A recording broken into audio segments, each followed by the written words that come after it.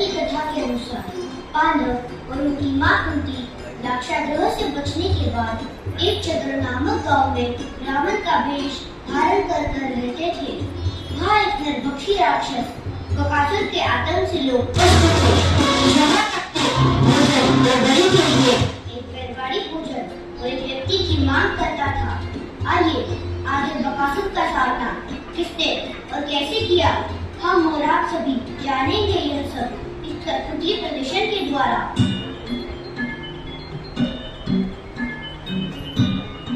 लाख लाख धन्यवाद भगवान का जिसने हमें बचा लिया। दुर्योधन हम सबको मारने की योजना क्यों बना रहा है?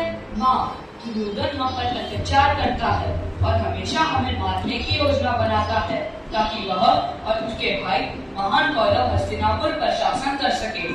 हालांकि हम चचेरे भाई हैं, लेकिन वे शुरू से हमें पसंद नहीं करते माँ। वे हमेशा हमारे पिता, माँ माद्री और आपके बारे में बुरा भला कहते हैं। मुझे अपने बचपन की वह घटना आज भी याद है, कैसे दुर्योधन ने अपने मामा शकुनी के साथ मिलकर मुझे मारने के लिए जहरीली खीर पिलाई थी। मैं उसे नहीं छोड़ूंगा, मेरी बात मानो, उसकी मौत मेरे हाथों ही होगी। भीम, अब शांत हो जाओ। हम इस एक चक्र नगर में हैं। चलो यही रुकते हैं और अपने प्यारे चाचा विदुर को संदेश भेजते हैं। चलो यहाँ अपनी पहचान उजागर नहीं करते, बाकी हम अपने प्यारे चाचा विदुर के आदेश का पालन कर सकते हैं। राधा, इस नए गांव में हमें आश्रय कैसे और कहाँ मिलेगा? नकुल, चिंता मत करो, सब बुरे नहीं है, अच्छे इंसान भी है। मुझे यकीन है कि हमें कुछ मदद जरूर मिलेगी।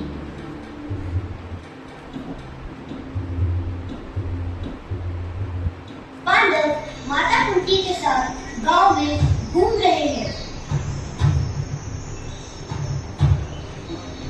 कुंती थकी हुई है और अपनी प्यास बुझाने के लिए उनसे पानी मांगती है। युधिष्ठिर उन्हें पेड़ की छाया में बिठाते हैं और फिर एक घर के पास जाकर बुलाते हैं।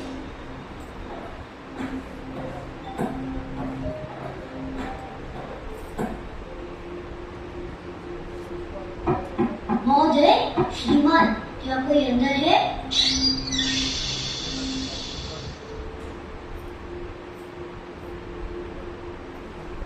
नमस्ते, लगता है आप यात्री है। आपको अतिथि के रूप में प्राप्त करना हमारा सौभाग्य है। कृपया अंदर आइए, अतिथि देवो भव। नमस्ते, यह हमारा भी सौभाग्य है। मैं अपनी माँ और 4 छोटे भाइयों के साथ यहाँ हूँ। मेरी माँ को प्यास लग रही है। कृपया हमें थोड़ा पानी दीजिए ताकि मैं अपनी माँ की प्यास बुझा सकूं। बहुत बढ़िया, कृपया हमें बुलाएं।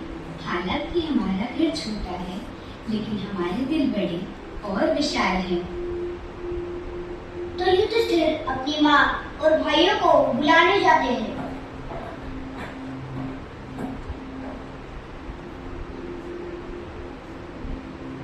कुछ दिनों बाद युधिष्ठिर घर के पुरुष और महिला से बात करते हैं। हम आपके आतिथ्य के लिए सचमुच आभारी हैं। आपने मेरे और मेरे परिवार का बहुत अच्छा स्वागत किया। हालांकि हम आप पर बोझ नहीं बनना चाहते, इसलिए अगर आप हमें अगली यात्रा तक रहने के लिए कोई नौकरी और घर दे सके तो आपकी कृपा होगी। आप सभी बहुत विद्वान लग रहे हैं और आपकी माँ किसी संत जैसी लग रही है। जैसे ही आप सभी हमारे एक चक्र नगर में आए, पूरे गांव में एक सकारात्मक ऊर्जा फैल गई। पूरे गांव में आप 5 भाइयों की चर्चा हो रही है, लेकिन मैंने गांव वालों को बता दिया है कि आप मेरे पैतृक गांव महानगरम से मेरे रिश्तेदार हैं।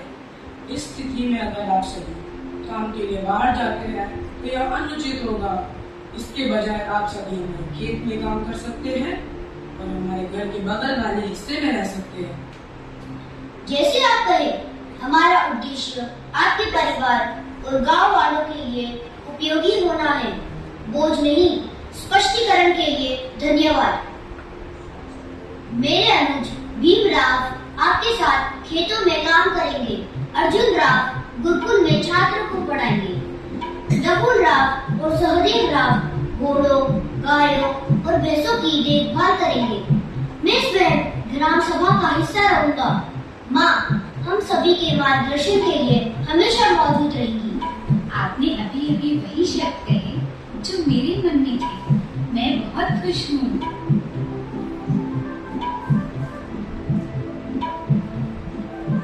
जैसे जैसे दिन बीतते गए सब कुछ बहुत अच्छा चल रहा था।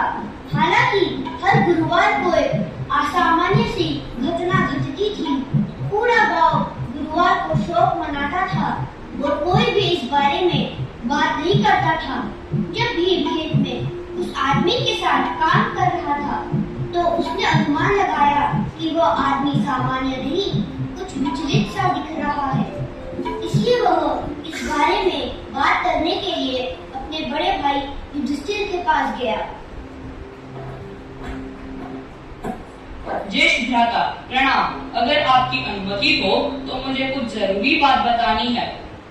हाँ भीम, मैं आपसे बात करने के लिए हमेशा तैयार हूँ। आपको मेरे साथ ज्यादा औपचारिक होने की जरूरत नहीं है। ज्येष्ठ भ्राता पिछले 2-3 दिनों से इस घर का आदमी खुश नहीं है। वह खेत में काम नहीं कर पा रहा है और एक बड़े पेड़ के पीछे छिपकर रोता रहता है। उसकी पत्नी भी उतनी खुश और प्रसन्न नहीं है। उसका चेहरा बहुत पीला पड़ गया है। लगता है उन्हें कोई परेशानी है। हमें उनकी मदद करनी चाहिए क्योंकि उन्होंने हमें भोजन और आश्रय दिया है। हमें सदैव उनके प्रति कृतज्ञ रहना चाहिए और सभी संभव तरीकों से अपना आभार व्यक्त करना चाहिए। तुम सही कह रहे हो भीम। मैंने गांव वालों को देखा। हालांकि वे ऊपर से खुश दिख रहे हैं, लेकिन उनमें छुपा हुआ डर है और वे इसे साझा करने के लिए तैयार नहीं है। हमें इसका पता लगाना होगा और देखना होगा कि हम उनकी मदद कैसे कर सकते हैं। प्रणाम ज्येष्ठ भ्राता। प्रणाम भीम भ्राता। हर दिन गायों, भैंसों, बकरियों और भेड़ों की संख्या कम होते जा रही है। घोड़ों का भी यही हाल है। लगता है कोई चोरी हो रही है। लेकिन मुझे आश्चर्य है कि यह दिन के समय कैसे संभव है। इस गांव में कुछ गड़बड़ चल रही है, लेकिन कोई भी हमसे खुलकर बात करने के लिए तैयार ही नहीं है। तो ज्येष्ठ भ्राता, चलो इस गांव से चले जाते हैं। यह गांव हमारे लिए सुरक्षित नहीं लग रहा है। हो सकता है दुर्योधन भी हमारे खिलाफ कोई चाल चल रहा हो। नकुल, अगर तुम्हारी बात सच हुई तो मैं दुर्योधन का कुचुम्बर बनाकर अपनी रोटी के साथ खाऊंगा। भीम शांत हो जाओ। प्रणाम ज्येष्ठ भ्राता।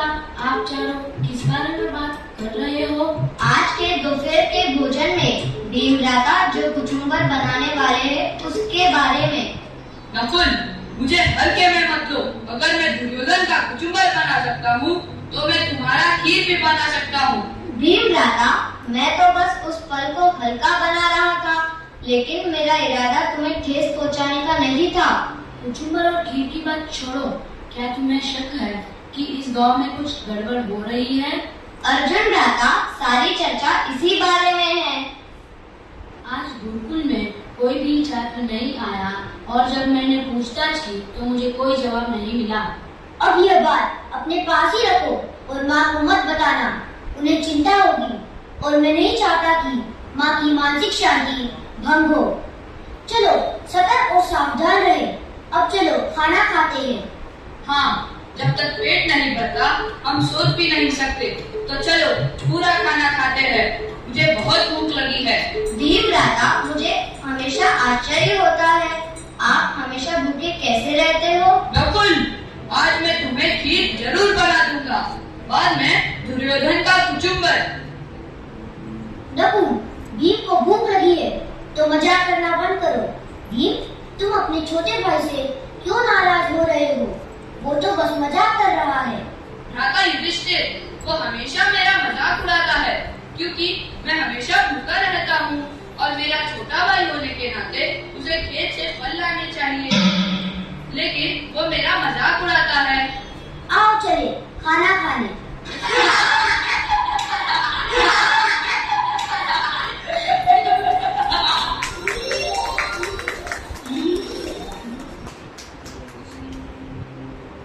छोटे से घर के अंदर यह तुरंत स्पष्ट हो गया है कि भीम ने हर व्यंजन को ठीक से पहचान लिया था। अत्यधिक मात्रा में बनाया जा रहा था और बड़ी बड़ी टोकरियां भरी जा रही थी, लेकिन माता कुंती ने भीम को खाने नहीं दिया। सुनो बच्चों, आज हम खाना नहीं खाएंगे। लेकिन माँ, क्यों? जब स्वादिष्ट खाना बनकर तैयार है तो आप ऐसे कैसे कह सकते हैं? आप मुझसे कैसे उम्मीद करती है कि मैं नहीं खाऊंगा? और हाँ, मुझे कल से भी ज्यादा भूख लगी है। लगता है आज एकादशी है और माँ भूल गई और हमारे लिए खाना बना दिया। भीम भ्राता, हम एकादशी पर कैसे खा सकते हैं? हम सब बिना खाए रह सकते हैं, लेकिन भीम भ्राता, मुझे आप पर तरस आ रहा है।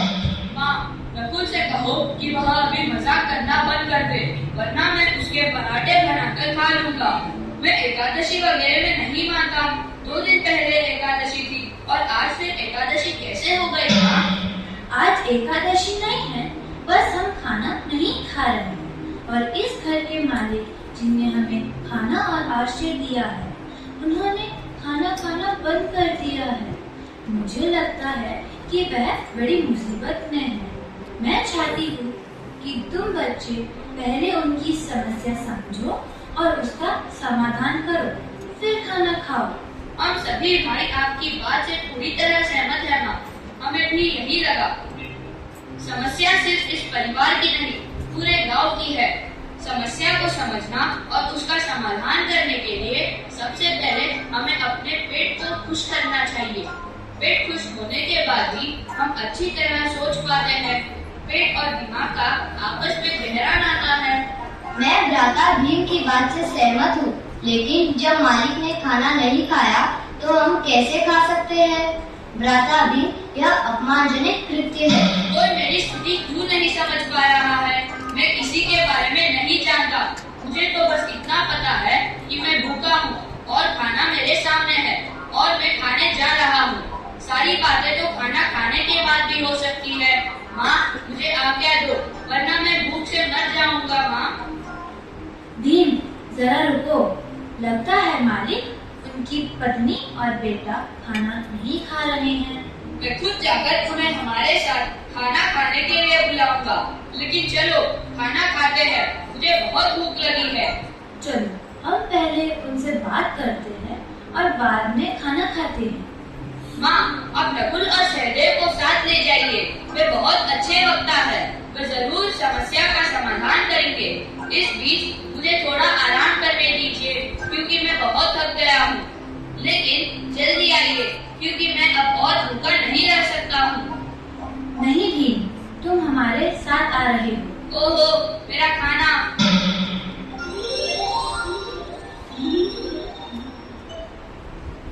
कुंती ने सोचा कि उस पुरुष और स्त्री को भोजन के लिए आमंत्रित करना अशिष्टता होगी, जबकि वे शौक में बैठे थे।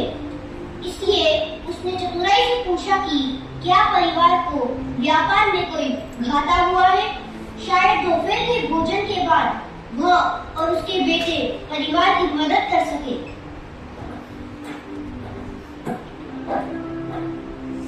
आओ बहन, हमारे साथ दोपहर के भोजन के लिए आओ। हम तुम्हारे बंधु हैं। लगता है तुम शोक मना रही हो।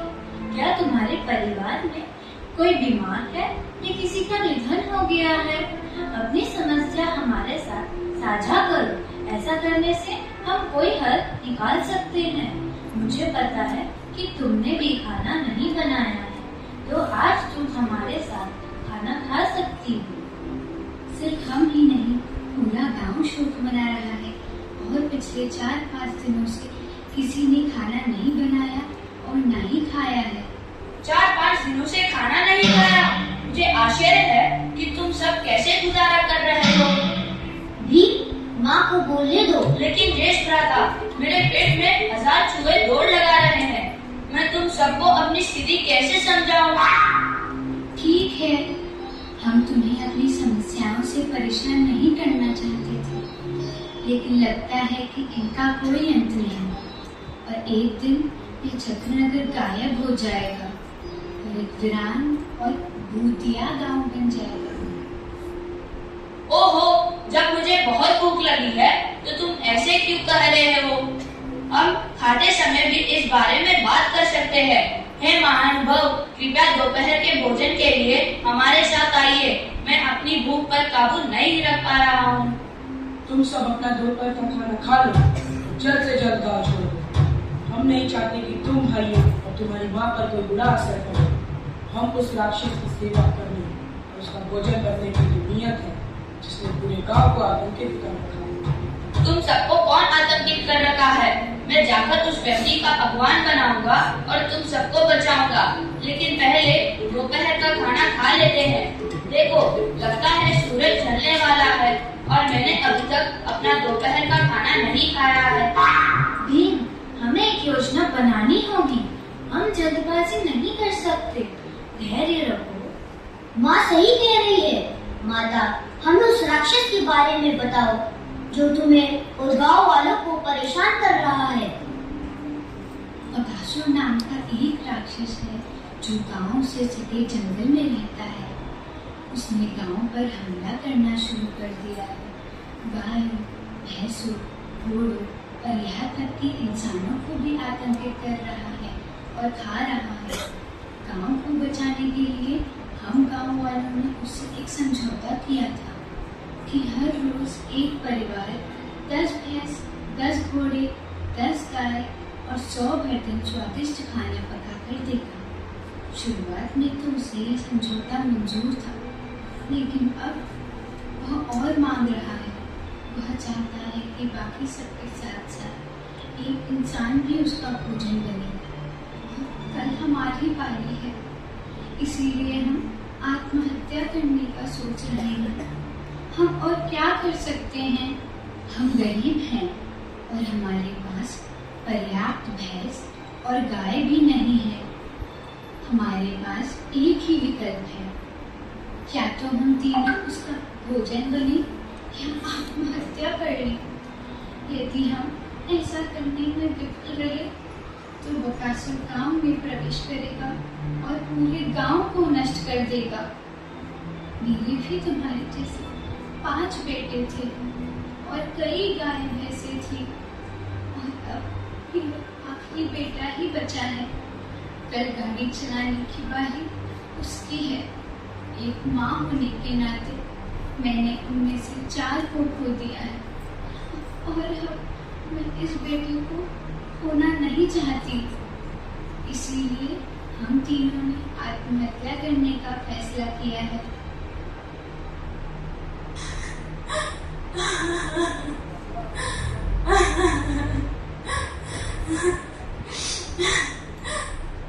शांत हो जाओ, तुम्हारी समस्या का समाधान हो जाएगा। कल भीम गाड़ी चलाएगा। मैं तुम्हें अपने बेटे के लिए तुम्हारे इकलौते बेटे को जोखिम में नहीं डालने दूंगी। तुम हमारे मेहमान हो, हम तुम्हारी जान जोखिम में नहीं डाल सकते। शांत हो जाओ। 5 बेटों का क्या फायदा अगर मैं अपनी मर्जी से एक की भी जान जोखिम में नहीं डाल सकती। आओ, अब हम खाना खाते हैं। मेरा भीम भूखा है और मैं उसे भूखा नहीं देख सकती। कल सुबह हम ढेर सारा स्वादिष्ट भोजन पकाएंगे और भीम उसे गाड़ी में डालकर जंगल में बकासुर को भोग लगाएगा। मुझे अपने बेटे पर पूरा भरोसा है। वह राक्षस की इस कृत्या का अंत कर देगा, है ना भीम? अब मैं बस इतना कर सकता हूँ कि अपना पेट भर लूं। माँ, अब और कोई बात नहीं। पहले खाना खाऊंगा और फिर बकासुर का बैगन का भरता बनाऊंगा।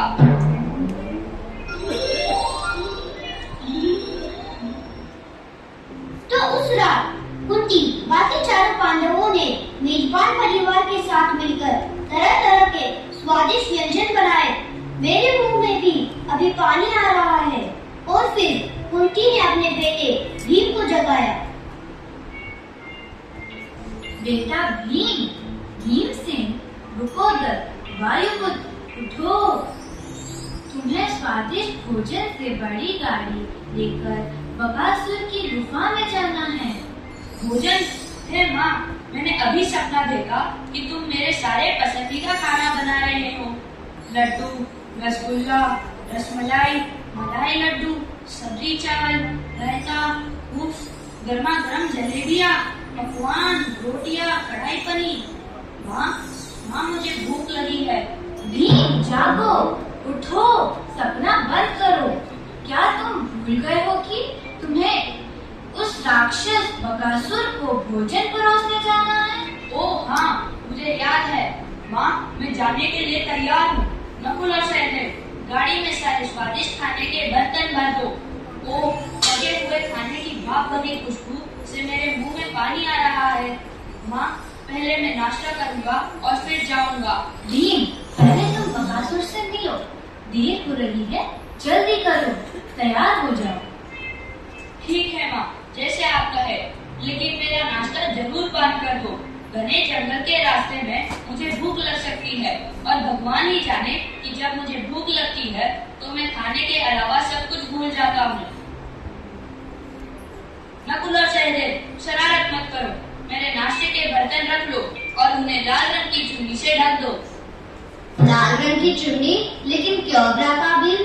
तुम अच्छी तरह जानते हो कि खाना खाने के बाद मुझे थोड़ी देर की झपकी लेने का मन करता है और मैं हमेशा अपना चेहरा लाल रंग की चुन्नी से ढकना पसंद करता हूँ। और इस बार बकासुर को सबक सिखाने के लिए मेरे पास एक और योजना भी है। अगर तुम अपनी आंखों से देखना चाहते हो तो तुम भी साथ आ सकते हो।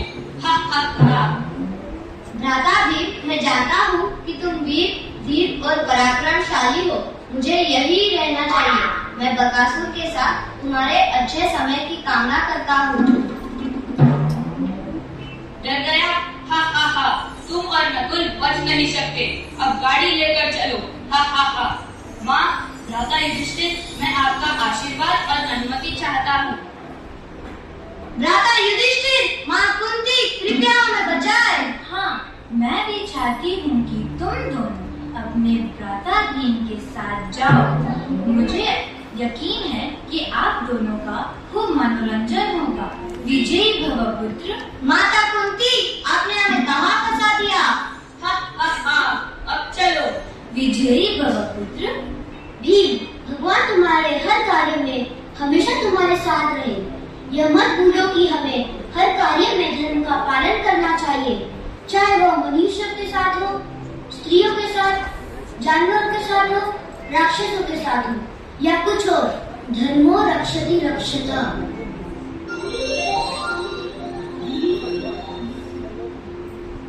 नकुल और सहदेव भोजन की गाड़ी को धकेलते हुए आगे बढ़ते हैं। भीम बहुत खुश है और यात्रा का आनंद ले रहा है और खाने की सुगंध को सूंघता रहता है। फिर जंगल के प्रवेश द्वार पर भीम गाड़ी रोक देता है और नकुल और सहदेव को रुकने के लिए कहता है और वो अकेले की गाड़ी लेकर जंगल में आगे बढ़ता है। वाह वाह, क्या जायकेदार खुशबू आ रही है। सहदेव, क्या माँ ने मोतीचूर के लड्डू बनाए हैं? हाँ भ्राता, बनाए हैं। मोतीचूर के लड्डू मेरे मनपसंद लड्डू है। क्या माँ ने गाजर का हलवा बनाया है? बहुत जोर की खुशबू आ रही है। हाँ भ्राता, माँ कुंती ने गाजर का हलवा, बूंदी, घेवर, जलेबी, इमरती, काजू कतली, बादाम कतली, सोन पापड़ी, गोंद के लड्डू, बेसन के लड्डू, बूंदी के लड्डू, मोतीचूर के लड्डू, नारियल के लड्डू, काजू कतली, नारियल बर्फी, पिस्ता बर्फी, मूंग दाल बर्फी, खोआ बर्फी, मूंग दाल का हलवा, लौकी का हलवा, सूजी का हलवा, गेहूं के आटे का हलवा, रसगुल्ला, रसमलाई, गुजिया, पेठा, बालूशाही, चमचम, मैसूर पाक, श्रीखंड, रबड़ी, खीर, मालपुआ, मोदक, संदेश, खाजा, गजक, चिक्की, मक्की की रोटी और सरसों का साग, ढोकला, पोंगल, पुलियोरा, दाल बाटी चूरमा, बाजरे की रोटी, आलू पराठा, गोभी पराठा, छोला पूरी, अप्पम, उपमा, तरह तरह के दाल, साग और बहुत कुछ। लेकिन यह आपके लिए नहीं, बकासुर के लिए है भ्राता भीम। ठीक है, मैं जानता हूँ। मैं अभी जाकर बकासुर को मजा चखाता हूँ। अब तुम दोनों यही रुको और केवल प्रतीक्षा करना। मैं यूं गया और यूं आया। हा हा हा।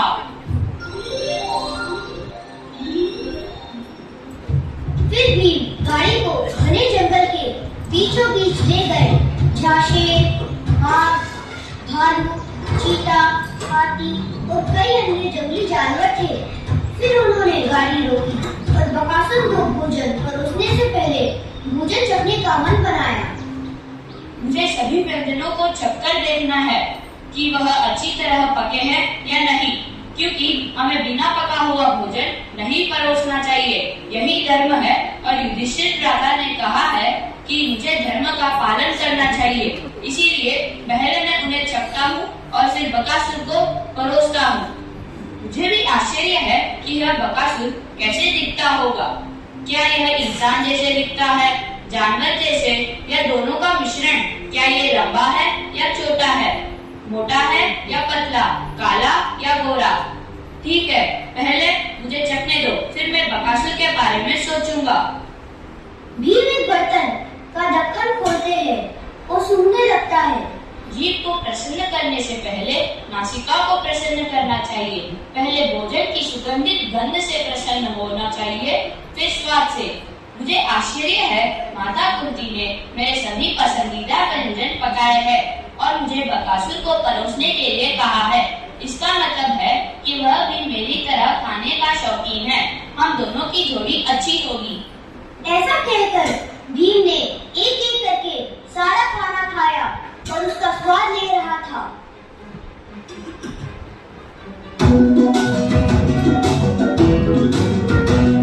सजा है भोजनालय, भोजन का है हिमालय, लगी है भूख जम के, खाऊंगा पेट भर के। सजा है भोजनालय, भोजन का है हिमालय, लगी है भूख जम के, खाऊंगा पेट भर के। वाह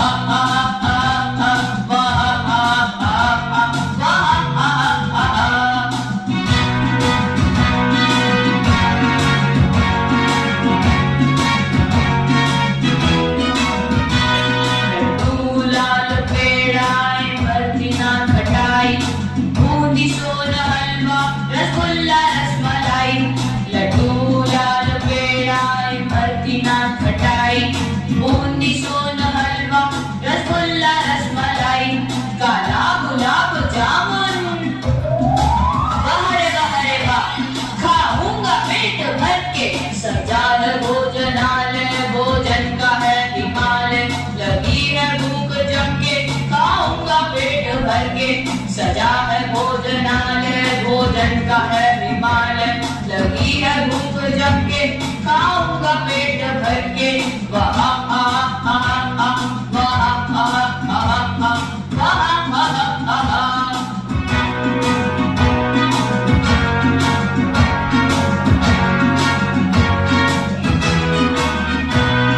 पूरी सब्जी चटनी और घी में डूबा हलवा, दूध की नदी है और खीर का है जलवा।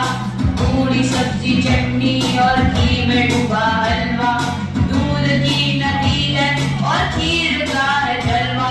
खाना है लाजवाब, वाह रे वाह, खाऊंगा पेट भर के।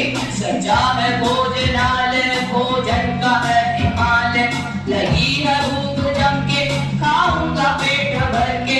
वाह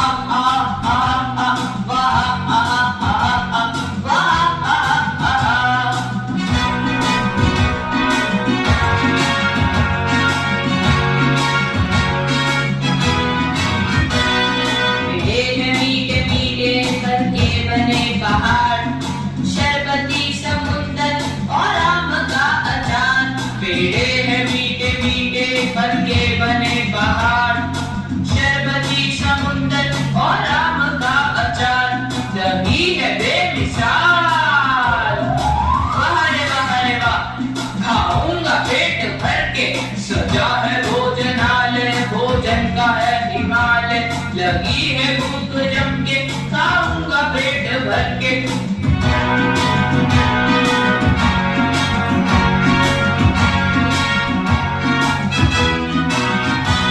सजा है भोजनालय, भोजन का है हिमालय, लगी है भूख जम के, खाऊंगा पेट भर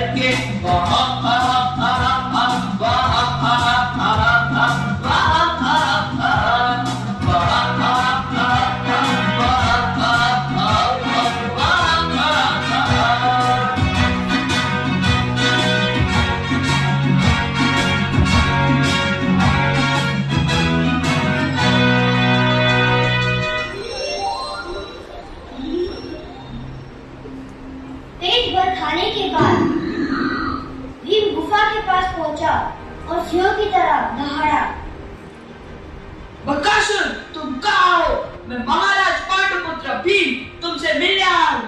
बाहर आओ कायर, बाहर आओ और मेरा सामना करो।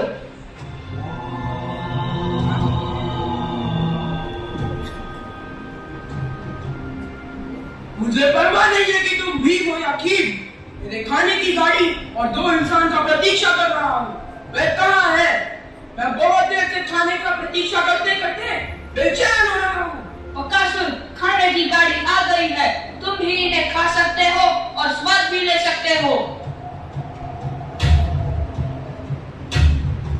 और देखता है कि सारा खाना खा लिया गया है और खाली बर्तन ढक्कन लगाकर रख दिए गए हैं। वो क्रोधित हो जाता है और दहाड़ता है। तभी उसकी नजर लाल चुन्नी ओढ़े किसी पर पड़ती है। अब उसे पता चलता है कि दूर एक औरत खड़ी है। उसका दिल उस औरत के लिए धड़कता है।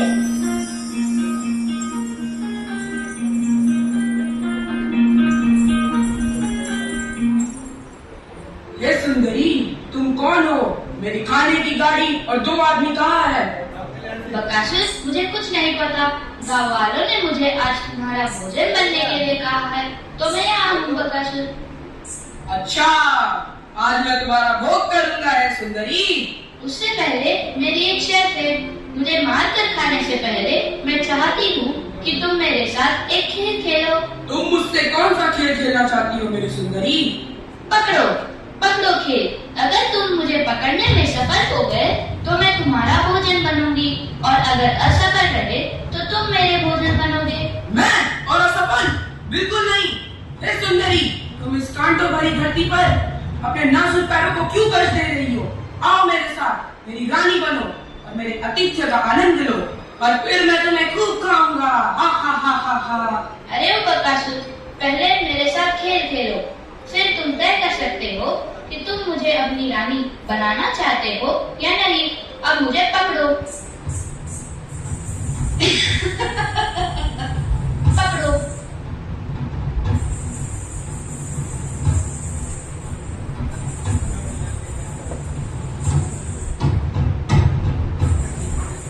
पकड़ो पकड़ो।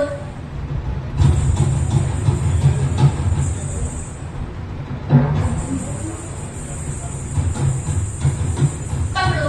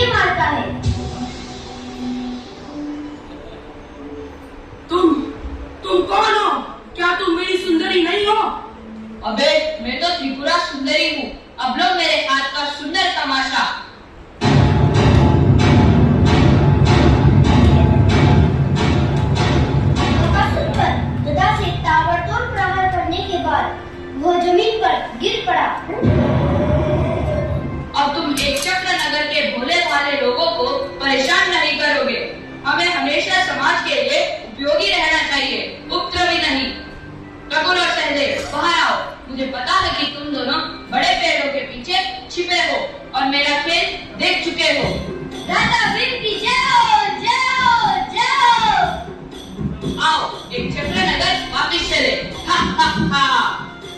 इस प्रकार भयानक युद्ध में महाबली भीम ने बकासुर का वध कर दिया और गांव वालों को उसके आतंक से मुक्ति दिलाई। तब से एक चक्र नगर के लोग सुखी और पंच पांडवों